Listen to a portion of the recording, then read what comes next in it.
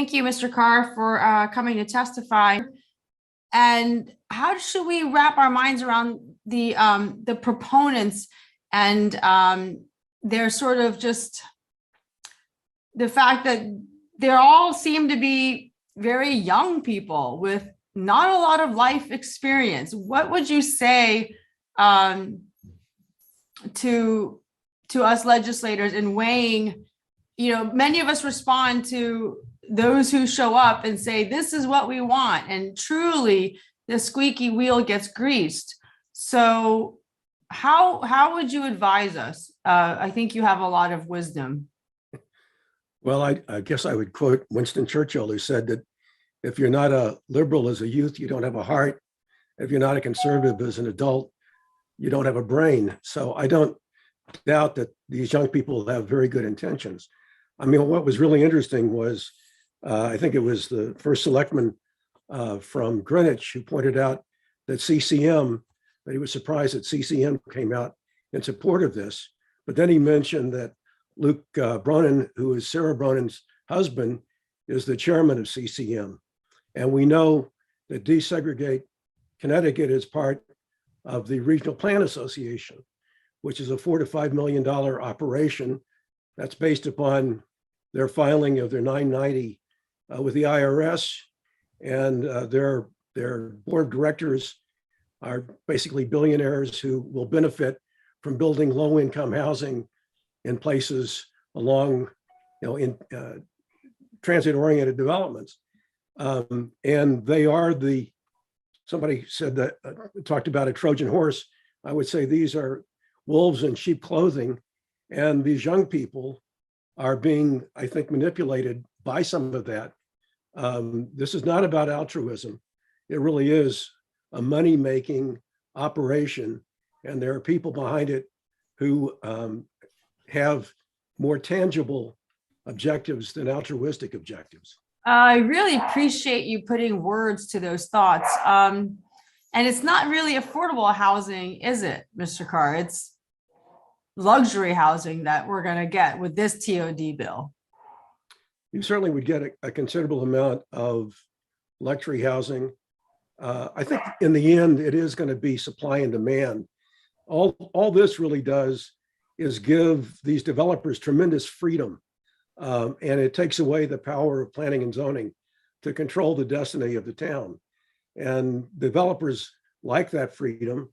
And it's really important that the local community maintains their own control of their own destiny, because it's responsive to what the people in that community really want. And it's important to know that what Hartford wants is not necessarily what Greenwich or Ridgefield, or for that matter, Bridgeport or Stamford want or need. Those needs are all very different. And the best solutions are those that are responsive to the local community. Thank you so much, Mr. Carr. I really appreciate just the clarity of what you're saying. Thank you. Mr. Carr, I just realized I would like to give you a moment to expand more on those dots that you were connecting. I think that's really important. You're the first one to really make that connection of Desegregate, that's pushing, advocating for this bill. It's one of their big tenets. And then their connection to this group RPA. Could you please speak more about that and why that concerns, that's a point of concern? Well, Segregate Connecticut is not shy in fact, your speaker earlier today said he's an employee of RPA and that he's registered as a lobbyist, which is appropriate. Desegregate Connecticut is part of RPA. RPA is a multi-state organization. It has on its board people like Douglas Durst. I mean, these are people who have other interests besides, I mean, I understand doing well by doing good. I mean, I think there is something to be said for that. And I'm sure many of these people are doing well by doing good. I recall in Clinton, we had a housing project that was done in a private public method. And there were a number of people there who I thought did very well by doing good.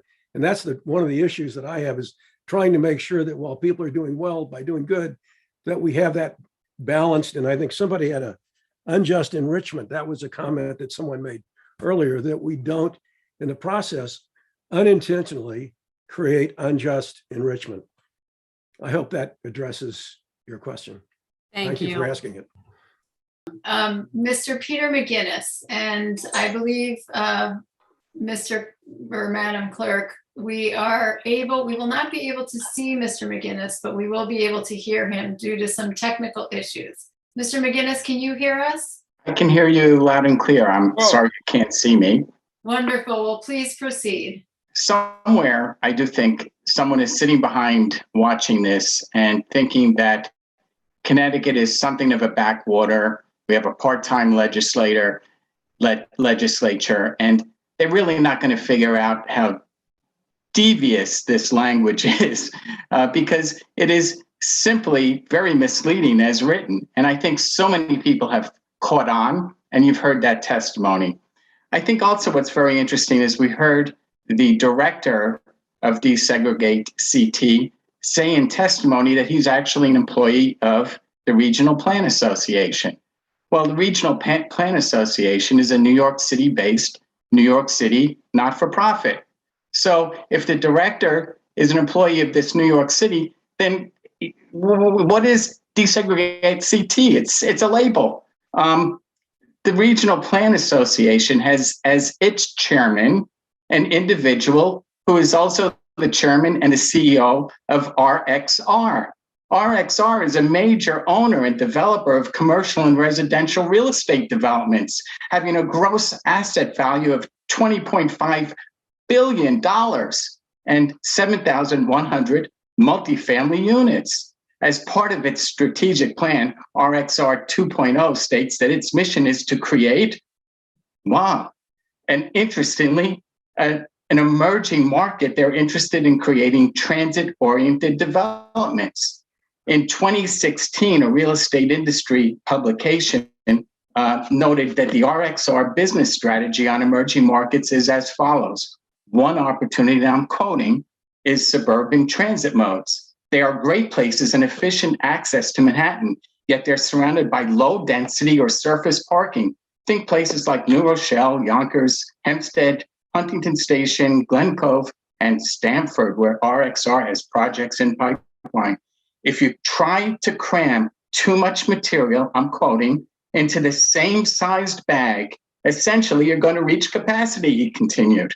So our only option is to increase the size of the bag and to have an ability to do and to do that with our transportation infrastructure. So really what we have here, it's very interesting. We have a TOD-oriented development that falls really squarely in line with the business mission of a profit-making organization. I think it's very efficient that we align a business mission with a not-for-profit mission under a label of desegregation, all in the course of doing so, very conveniently opening up Connecticut to a very large and profitable business opportunity. Thank you so much. So in conclusion, let's not increase the size of the bag, please. Thank you. Mr. McGinnis, I do appreciate you connecting these dots like this. And I was wondering, in your testimony, you speak about RXR's work in Stamford.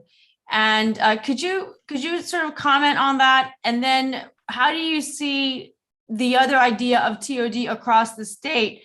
Is what they did in Stamford not great, or is it good for Stamford but not good for every of the other 40 towns that could be targeted by this particular TOD bill? I just want to give you a chance to expand on your thoughts. Thank you very much, Representative Fiorello. So RXR did develop a tower called the Atlantic Station West Luxury Tower in Stamford. And it's a very interesting building, but you will not find any affordable apartments in that building. Their marketing material indicates that it, quote, exudes style, respect, and an enduring sense of excellence with oversized windows and sophisticated finishes. And you get the idea, it has the pool and the whole thing, but there are no affordable units in that building. Instead, RXR opted to pay a fee in lieu of affordable housing, which is perfectly permissible under Stanford set-aside regulations for affordable housing. But the question I would have is, isn't that the real definition of segregation? Could you answer your own question and expand on what you're thinking? Of course, there? it's not. I mean, if we're really going to have desegregation, then these luxury apartment developers should in fact have desegregated units and should not be paying fees in lieu. I know it's perfectly permissible, again, under Stanford city rules. But it's very obvious that it's a lot easier for a developer, and I'm not talking about RXR because I do not know about their specifics, to get a full tax deduction to pay a fee in lieu of and to let their equity grow 100%. So, there's a lot of sophistication to the real estate industry. I've met a lot of real estate developers in my lifetime, and I've dealt with a lot, and I've financed some of them. And, pretty much real estate developers are very sophisticated people. The other thing I should also add here is that the push for ADUs and the push for transit-oriented development has also been pushed out to New York State. So this is not exclusive to Connecticut. I think there's a much bigger picture involved in terms of these initiatives. Thank you. I appreciate your testimony to sort of encourage us to look beyond what's just on the surface. Thank you, Mr. McGinnis.